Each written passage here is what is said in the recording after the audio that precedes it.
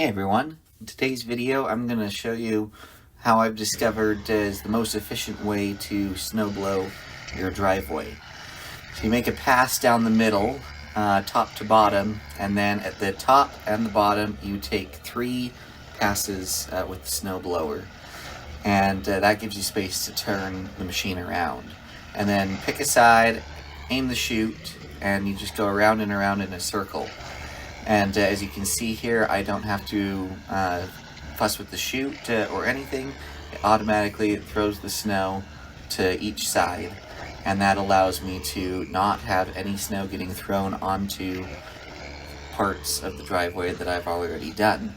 And it also makes it so that the majority of the snow gets thrown all the way off the driveway. There's a little bit that gets thrown twice, but it's very minimized.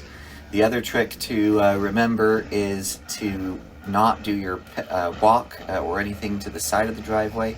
Go ahead and save that for the end like I did here, and again that saves you from having to snow blow it twice. So anyway, I hope this information's helpful and at the very least satisfying to watch. Like and subscribe.